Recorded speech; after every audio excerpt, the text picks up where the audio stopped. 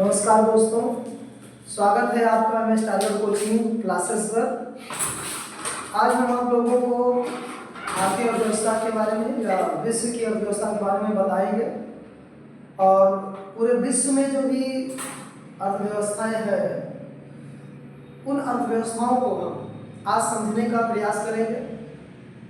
कहीं हम देखेंगे कि किसी देश की अर्थव्यवस्था में कुल कितने क्षेत्र होते हैं और एक हम इस दृष्टि से भी देखेंगे कि संसाधन की दृष्टि से कि पूरे विश्व में अर्थव्यवस्थाएं कितने प्रकार की होती हैं और हम इस दृष्टि से भी देखेंगे कि किसी आर्थिक वृद्धि की दृष्टि से पूरे विश्व में कितनी अर्थव्यवस्थाएं होती हैं।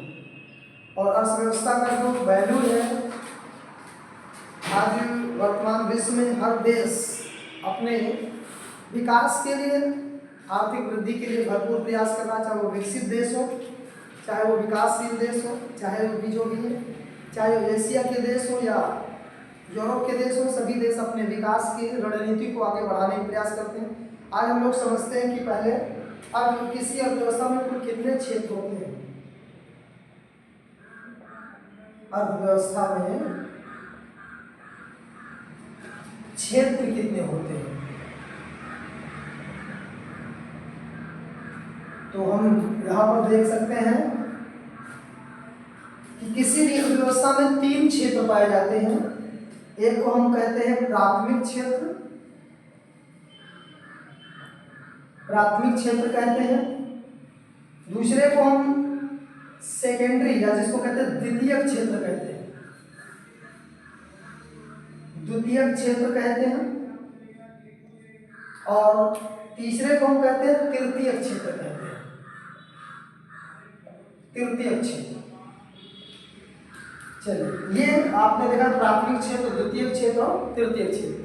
अब हम समझते हैं कि प्राथमिक क्षेत्र कहते किसे, प्राथमिक क्षेत्र का किसी अर्थव्यवस्था में क्या मतलब होता है। तो हमको ये पहले ध्यान देना होगा कि जब किसी भी अर्थव्यवस्था में परंपरागत तकनीकों का प्रयोग करके देश को विकास करने का प्रयास किया जाता है, उसी को हम बोलते हैं प्राथमिक क्षेत्र। परंपरागत तकनीक आप देखेंगे, मनुष्य शुरू से कृषि एवं उससे संबंधित गतिविधियों को बढ़ावा, कृषि शुरू किया, पशुपालन किया या अन्य क्षेत्रों को भी उसने अपने आजीविका का माध्यम बनाया। तो कहने का तात्पर्य हो रहा है कि किसी भी क्षेत्र में या किसी भी अर्थव्यवस्था में जब कृषि और उससे संबंधित गतिविधियां होती हैं, कृषि को शामिल कर सकते हैं और संबद्ध गतिविधियों में हम शामिल कर सकते हैं किसको, जैसे पशुपालन हो गया, मुर्गी पालन हो गया। इसके अलावा आप देखेंगे कंपटीशन में जो एक शब्द आता है, काफी बार पूछा गया, खनन कौन सा क्षेत्र है। तो खनन भी क्या है, प्राथमिक क्षेत्र में ही आता है। खनन भी प्राथमिक क्षेत्र में ही आता है। तो आपने देखा ना कि कृषि और कृषि से संबंधित गतिविधियां, पशुपालन हो गया, मुर्गी पालन हो गया, आप देखिए मछली पालन भी आता है इसी में, मत्स्य पालन जिसको कहते हैं। तो किसी भी देश का जब विकास कृषि, पशुपालन, मत्स्य पालन, मुर्गी पालन, खनन आदि गतिविधियों से होता है, तो उस देश को या उस देश में हम देखेंगे कि वहाँ पर प्राथमिक क्षेत्र हावी है। और प्राथमिक क्षेत्र हावी होने का परिणाम होता है कि वहाँ पर वो देश पूरी तरह से, वहाँ की अधिकांश जनसंख्या प्राथमिक क्षेत्र में ही कार्य कर रही होती है। तो इसको हम बोलते हैं कि प्राथमिकता प्राप्त क्षेत्र में आप देखेंगे कि इसमें बहुत ज़्यादा प्रशिक्षण और शिक्षण की आवश्यकता नहीं होती है, बल्कि यहाँ पर कम पढ़े लिखे लोग भी अपने आर्थिक गतिविधियों के माध्यम से अपने आजीविका का भरण पोषण कर लेते हैं। तो इसको हम बोलते हैं प्राथमिक क्षेत्र। अब हम समझते हैं कि प्राथमिक क्षेत्र के बाद द्वितीयक क्षेत्र किसे कहते हैं। देखिए, द्वितीयक क्षेत्र का मतलब हो रहा है कि किसी भी अर्थव्यवस्था में बड़े पैमाने के उद्योग जब स्थापित होते हैं, तो उसको बोलते हैं कि किसी भी देश का जो विकास बड़े पैमाने पर जब किया जाता है तो उसको हम बोलते हैं कि द्वितीय क्षेत्र का विकास कहलाता है। इसमें क्या आ सकता है, जैसे लौह इस्पात उद्योग आ सकता है, लौह इस्पात उद्योग आ सकता है, या जैसे गन्ने की शुगर मिल जिसको बोलते हैं, शुगर मिल हो सकती है, वस्त्र उद्योग हो सकता है, या अन्य प्रकार के जितने भी बड़े पैमाने के जो उद्योग होते हैं उनको हम क्या बोलते हैं, द्वितीय क्षेत्र। अब आप देखेंगे अगर द्वितीय क्षेत्र का अगर देखेंगे तो यूरोप जैसे देश में द्वितीय क्षेत्र के ऊपर ज्यादा फोकस किया गया है, और इसे आप देखिए औद्योगिक क्रांति का बेस ही है द्वितीय क्षेत्र। जो औद्योगिक क्रांति 18वीं शताब्दी के उत्तरार्ध में संपन्न होगी उसका मुख्य रूप से फोकस किया गया है वो द्वितीय क्षेत्र पे किया गया है। तो द्वितीय क्षेत्र का मतलब होता है इसमें बड़े पैमाने का उद्योग होता है। हाँ, एक अंतर यहाँ पे हम समझ लेंगे कि लघु कुटीर या सूक्ष्म लघु उद्योग जो होते हैं वो प्राथमिक क्षेत्र में आते हैं, द्वितीय क्षेत्र में नहीं आते। जैसे भारत में आप देखेंगे कि सूक्ष्म लघु मध्यम उद्योग बड़े पैमाने पर है, ठीक है, बट भारत में अभी भी भारत की जो अर्थव्यवस्था है वो पहले प्राथमिक क्षेत्र में होगी, प्राथमिक क्षेत्र के बाद वो सीधा वो द्वितीय क्षेत्र को चली जाती है।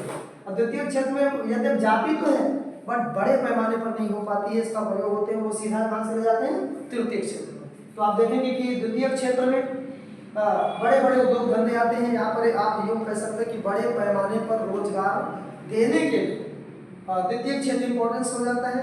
आप ये भी देखेंगे यूरोप जैसे देशों में बड़े पैमाने का उद्योग विकसित भी किया गया है। वहाँ पर जैसे आपको कोई भी सेक्टर ले लेते, चाहे वो फ्रांस हो, इटली हो, अमेरिका हो, इंग्लैंड हो, या जो भी अदर देश हैं वो द्वितीय क्षेत्र में अपना ध्यान विशेष रूप से फोकस किया, और देखेंगे आप वहाँ की अर्थव्यवस्था काफी विकसित श्रेणी में चली गई है। अब हम देखते हैं कि तृतीय क्षेत्र किसे कहते हैं। तृतीय क्षेत्र, भाई तृतीय क्षेत्र का मतलब होता है कि ऐसी अर्थव्यवस्था जिसका विकास आप देखेंगे वर्तमान में, जैसे दूरसंचार हो गया, दूरसंचार, परिवहन हो गया, पर्यटन हो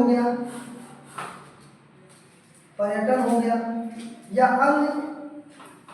अन्य वर्तमान आर्थिक गतिविधियां, तो इन सब को हम बोलते हैं क्या, तृतीय क्षेत्र। तो किसी भी अर्थव्यवस्था में दूरसंचार जिसको कहते हैं आईटी सेक्टर को शामिल कर सकते हैं, परिवहन सेक्टर को शामिल कर सकते हैं, पर्यटन को शामिल कर सकते हैं, अन्य आर्थिक गतिविधियों को जब उसमें किसी भी देश की अर्थव्यवस्था का विकास होता है तो उसे हम बोलते हैं तृतीय क्षेत्र। तो आप देखेंगे किसी भी देश में हो सकता है वो तीनों क्षेत्र पाए जाएंगे, प्राथमिक भी पाए जाएंगे, द्वितीयक भी पाए जाएंगे, तृतीयक भी पाए जाएंगे।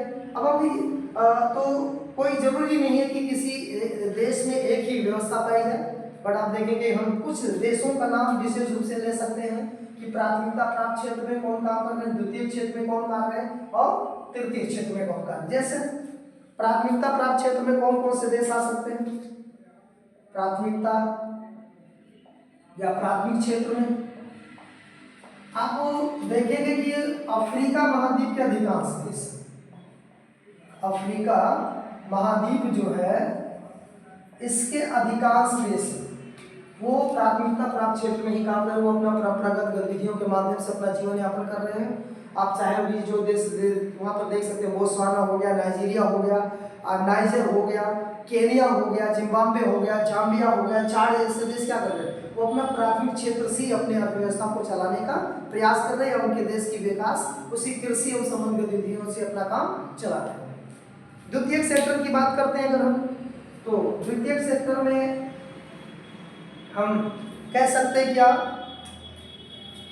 द्वितीय सेक्टर को हम उन देशों को मान सकते हैं, यूरोप के सभी देश आ सकते हैं। यहाँ पर एक कह सकते हैं कि यूरोप के सभी कंट्री इसी पर अपना काम कर रहे हैं, यूरोप के सभी देश।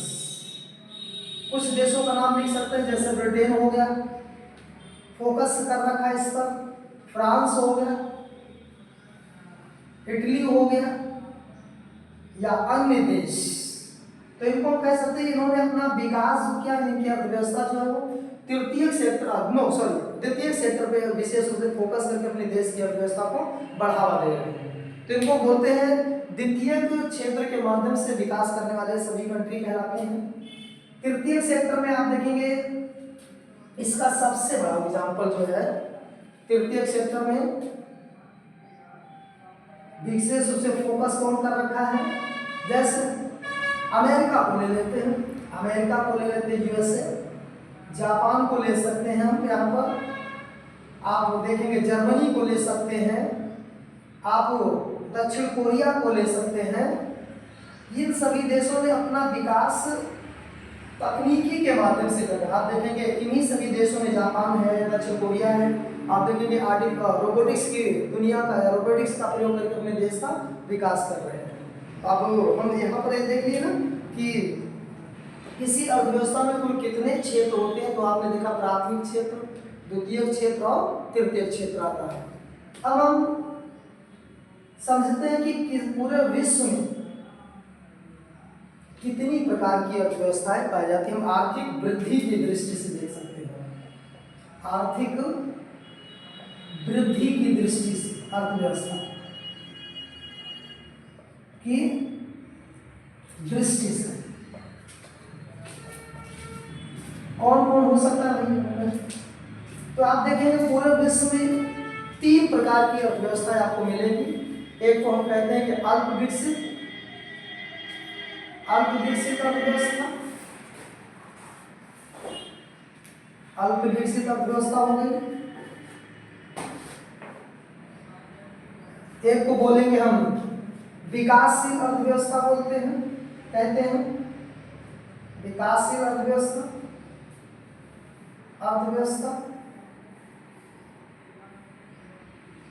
अगला जो स्टेप आ रहा है विकसित अर्थव्यवस्था, विकसित अर्थव्यवस्था।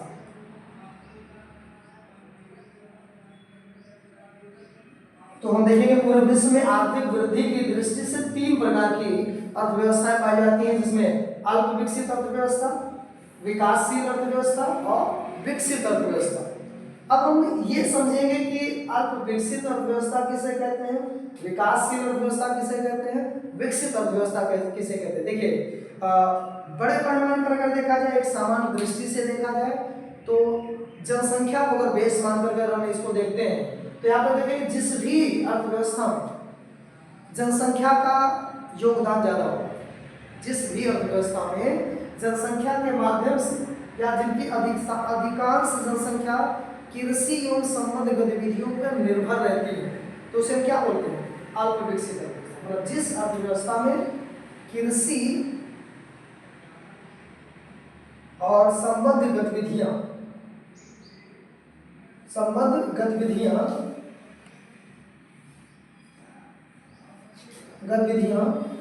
पर जनसंख्या ज्यादा निर्भर है, कहने मतलब अल्प विकसित अर्थव्यवस्था उसे कह सकते हैं जिस देश की 70 से 80% जनसंख्या, 70 से 80%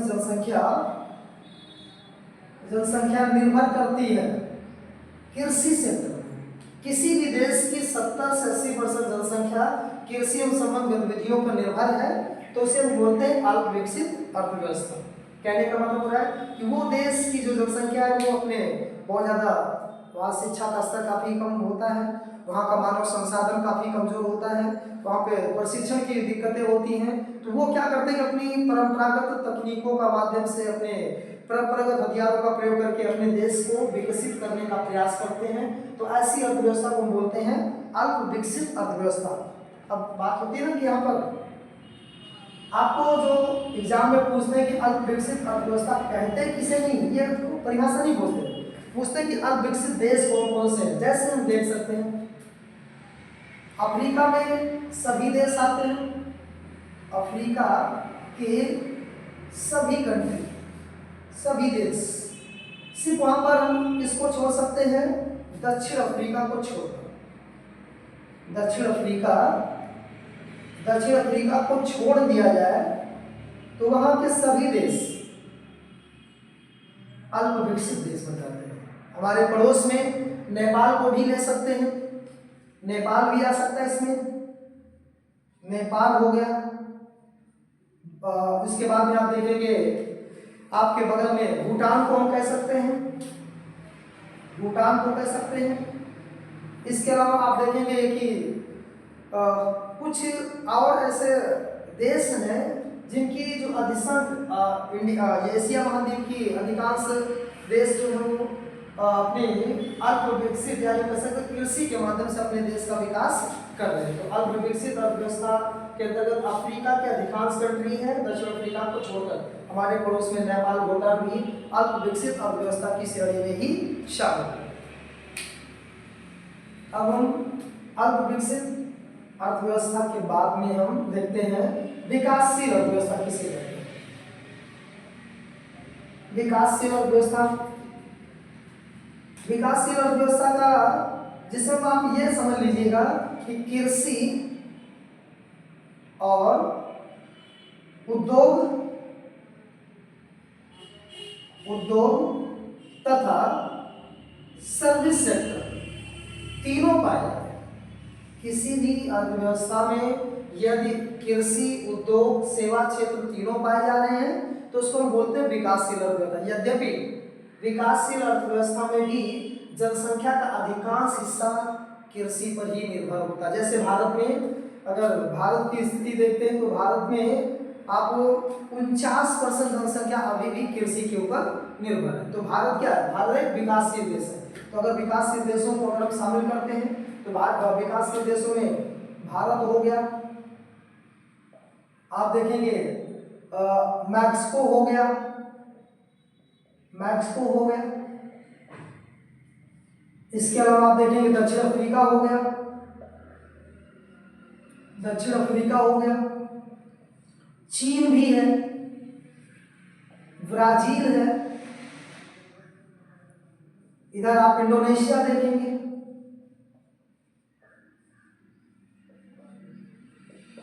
ऑस्ट्रेलिया को भी विकासशील ही माना गया है। ऑस्ट्रेलिया को भी विकासशील देश माना जाता है। ठीक है, तो विकासशील अर्थव्यवस्था उसे कहते हैं जिसमें कृषि, उद्योग और सर्विस सेक्टर शामिल होता है।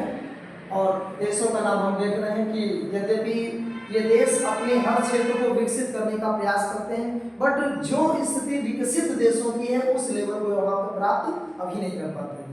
तो इनको बोलते हैं विकासशील अर्थव्यवस्था। अब हम आते हैं विकसित अर्थव्यवस्था किसे कहते हैं। विकसित अर्थव्यवस्था का उद्देश्य अगर हम इसकी परिभाषा कर बनाते हैं तो जिसमें जिस अर्थव्यवस्था में उद्योग और सेवा क्षेत्र का बोलबाला ज्यादा होता है, मतलब उद्योग सेक्टर, सेवा क्षेत्र विकसित अवस्था में होता है। यद्यपि कृषि भी अंशतः बोल सकते हैं या आंशिक दृष्टि से, आंशिक रूप से जनसंख्या कृषि पर भी होती है, कृषि पर निर्भर होती है। विकसित अर्थव्यवस्था में जनसंख्या का अधिकांश भाग उद्योग और सेवा क्षेत्र में काम करती है, जिसमें सेवा क्षेत्र में विशेष रूप से अपना काम करते हैं। तो विकसित अर्थव्यवस्था का जो विशेष रूप से बात होता है कि आंशिक रूप से जनसंख्या कृषि पर निर्भर होती है। अब विकसित देशों में कौन कौन से देश शामिल हो सकते हैं?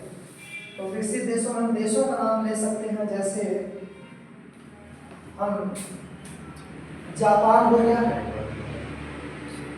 जर्मनी हो गया, अमेरिका हो गया, ब्रिटेन हो गया, इटली हो गया, या कनाडा भी हो गया, फ्रांस हो गया। आप देखेंगे आगे अभी आप यूं कह सकते हैं कि यूरोप के अधिकांश देश क्या है?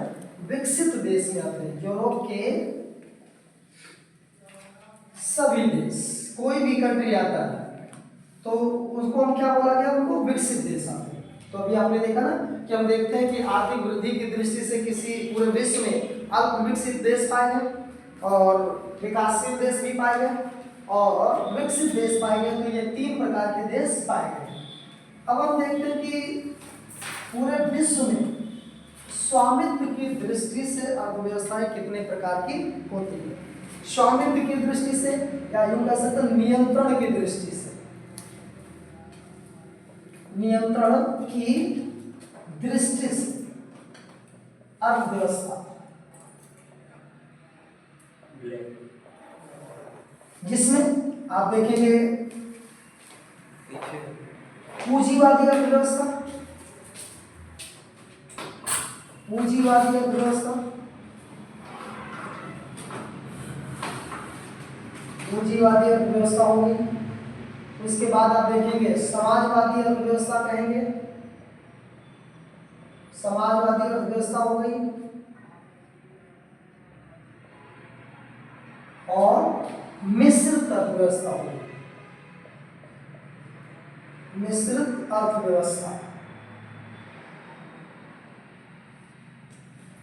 अब हम एक एक की परिभाषा समझते हैं।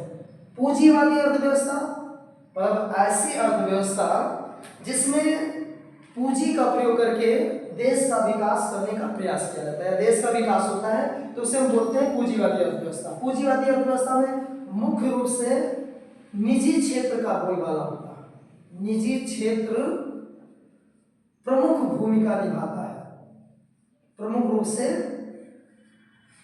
भूमिका में होता है। वहां पर सरकारी क्षेत्र जो होता है वो ना के बराबर अपना काम करता है। मुख्य रूप से निजी क्षेत्र या बड़े बड़े उद्योगपति उस देश की अर्थव्यवस्था में विकास करते हैं या योगदान करते हैं, तो ऐसी अर्थव्यवस्था को कहते हैं पूंजीवादी अर्थव्यवस्था। पूंजीवादी अर्थव्यवस्था में हम इसका सबसे बड़ा एग्जाम्पल हम देखते हैं अमेरिका, अमेरिका होगा, ब्रिटेन हो गया, आप देखेंगे फ्रांस हो गया, आप देखेंगे कनाडा हो गया, आप देखेंगे जर्मनी हो गया, जापान हो गया। ये सभी देश कौन से हैं? एक पूंजीवादी देश। या यूरोप के सभी कंट्री, यूरोप के सभी कंट्री पूंजीवादी देश कहलाते हैं। यहाँ पर निजी क्षेत्र ही सबसे बड़ी भूमिका अदा करता है। इनका उद्देश्य होता है कि अधिक से पूंजीवादी अर्थव्यवस्था का जो प्रमुख उद्देश्य होता है कि लाभ कमाना, लाभ कमाना इनका उद्देश्य होता है। तो आपने देखा ना कि पूंजीवादी अर्थव्यवस्था किसे कहते हैं? तो पूंजीवादी अर्थव्यवस्था को आप लोग समझ से होंगे। भारत एक पूंजीवादी अर्थव्यवस्था नहीं है, या चीन पूंजीवादी अर्थव्यवस्था नहीं है, ब्राजील पूंजीवादी अर्थव्यवस्था नहीं है। तो आपने देखा ना America, Britain, France, Canada, Germany, Japan या यूरोप के सभी कंट्री पूंजीवादी अर्थव्यवस्था में शामिल है।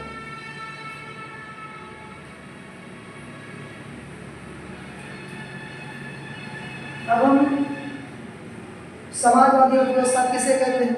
यहां पर समझेंगे कि जब आर्थिक संसाधनों पर, आर्थिक संसाधनों पर सरकार का नियंत्रण होता है, सरकार का नियंत्रण होता है,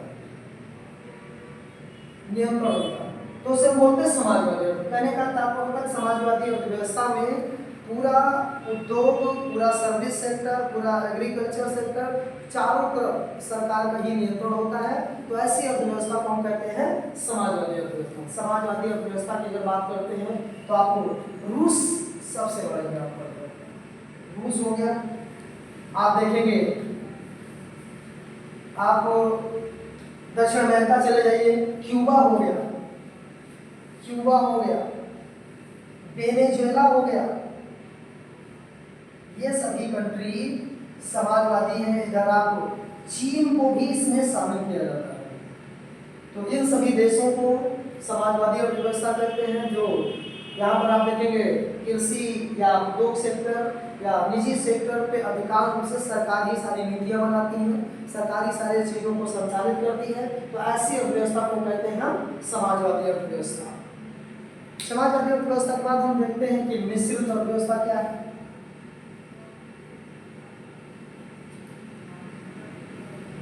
मिश्रित अर्थव्यवस्था की बात करते हैं तो ऐसी अर्थव्यवस्था जिसमें निजी क्षेत्र और सरकार दोनों मिलकर अर्थव्यवस्था का विकास करते हैं, अर्थव्यवस्था का विकास करते हैं, तो उसे कहा जाता है मिश्रित अर्थव्यवस्था। मतलब आप देखेंगे चूंकि ये भी परेशानी है कि जो विशेष इसमें विकासशील कंट्री आएंगे क्योंकि उनके पास पैसे की भी कमी होती है और पैसे की कमी होने का परिणाम होता है कि वो अपनी अर्थव्यवस्था को पूरी तरह से विकसित करने में मदद नहीं कर पाते, तो उनको मजबूरी में हम कह सकते हैं या विकास की दृष्टि से कह सकते हैं तो उनको निजी क्षेत्र का भी योगदान लेना पड़ता है। कहने पर भी यहाँ पे क्या करती है, सरकार बुनियादी ढांचों का निर्माण करती है और निजी क्षेत्र क्या करते हैं, उसमें अपने उद्योग धंधों को विकसित करते हैं, सर्विस सेक्टर में काम करते हैं या कृषि सेक्टर में भी काम करके देश को विकास करने में मदद करते हैं। आप देखेंगे भारत जैसा देश, भारत जो है एक विकासशील अर्थव्यवस्था तो है, लेकिन इसमें आप देखेंगे निजी क्षेत्र और सरकार दोनों मिल करके काम कर रहे हैं, तो इसको भारत एक मिश्रित अर्थव्यवस्था में आती है। भारत इसका सबसे बड़ा एग्जाम्पल है, भारत हो गया, आप देखेंगे कि इंडोनेशिया हो गया, इंडोनेशिया हो गया, आप देखेंगे पाकिस्तान भी है मिश्रित अर्थव्यवस्था में, आप देखेंगे बांग्लादेश भी है, या आप ब्राजील को भी हम शामिल कर लेंगे, ब्राजील भी मिश्रित अर्थव्यवस्था है, या आंशिक दृष्टि से आंशिक रूप से चीन और रूस को भी शामिल करते हैं। ये इन सभी देशों को हम मिश्रित अर्थव्यवस्था कहते हैं, जिसमें निजी क्षेत्र और सरकार दोनों मिलकर के देश के विकास में योगदान देते हैं। तो अभी आपने समझा कि हम किसी अर्थव्यवस्था का स्वरूप क्या होता है, किसी अर्थव्यवस्था में कितने क्षेत्र पाए जाते हैं, पूरे विश्व में कितने प्रकार की अर्थव्यवस्थाएं विद्यमान हैं। तो आपको वीडियो पसंद आया होगा, आपको हम अपनी तरफ से कहते हैं भाई चैनल सब्सक्राइब कर लीजिए। आपको थैंक यू।